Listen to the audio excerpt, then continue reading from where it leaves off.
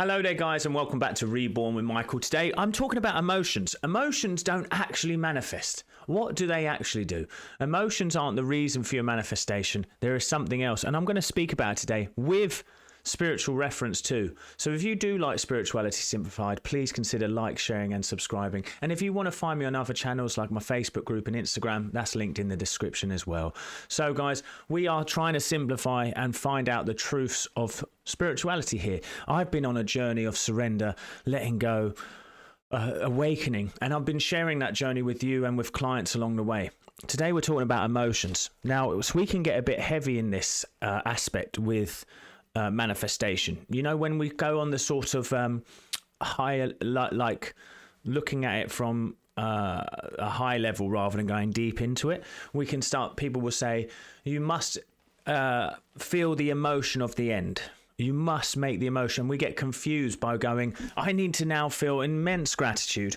I need to now feel this. I need to now feel, how does abundance feel? How does health feel emotionally? The truth is that emotions don't manifest. Do you know what emotions really are? Especially the ones that are reactive. They're the tool. They're the tool that tells you where you're at on the journey of your manifestation. The true art of manifestation, I'm going to go into in a minute, but let's talk about emotions.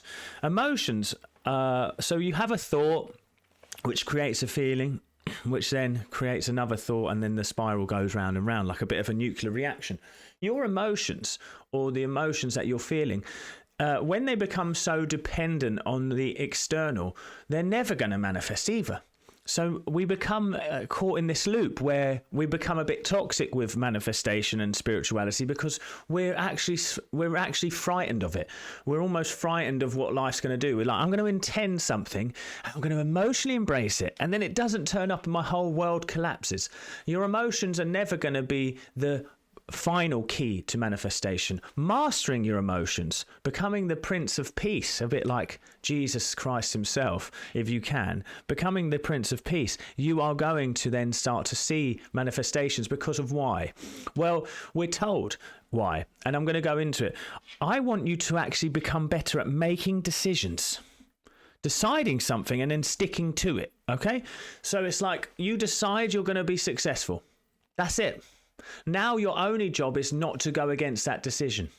Now your only job is not to let your emotions run wild and go towards the opposite. Because you see, once you decide something, if you keep reacting to the opposite of it, you get the inert substance of staying where you are, or sometimes even increasing the problem.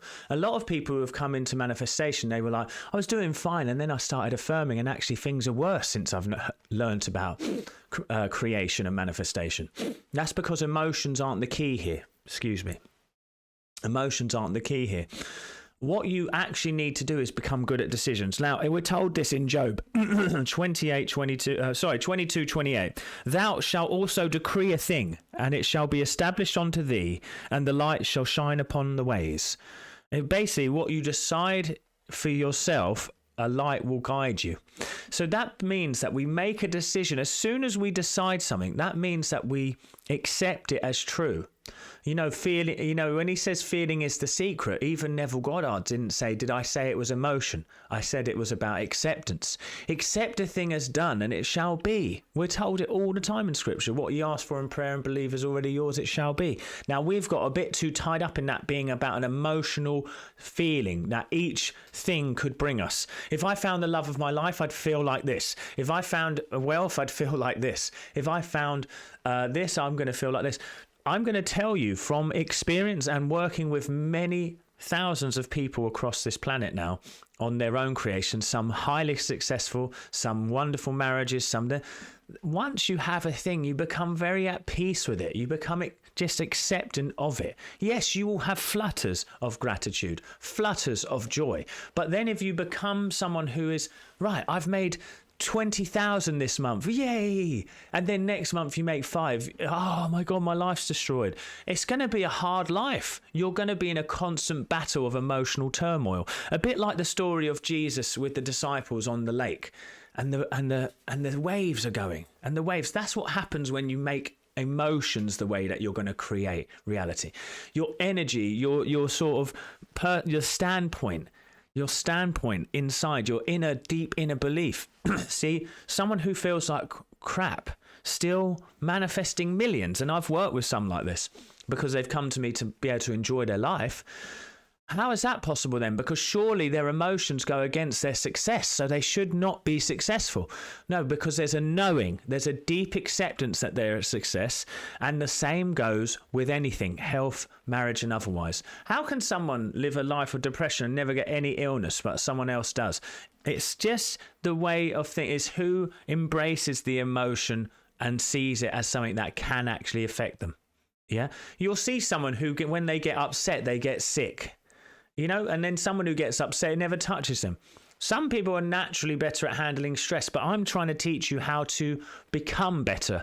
You become the master of your emotions by realizing that your emotions aren't you.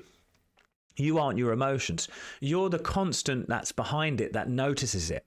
That's you. That's your awareness. So when you live from that place, it doesn't matter if you have a little flutter of bother for a day or two, because you just are aware of it. And now also your heightened emotions, you don't go, yes, I'm feeling so good, something wonderful is going to manifest. You just expect things to happen good all the time, whether you're feeling good or bad, because that's your belief, because you believe in something that works through you, that loves you. So we must create beliefs and make decisions. And we do that by getting to a very relaxed, quiet, peaceful state of being. That's when the deeper mind is ready to take on a new idea. You'll notice if you are feeling stressed and you say, I am happy, I'm happy, I'm happy, you're going to have a voice in your head that says, no, you're not. You're a liar and you're a fraud.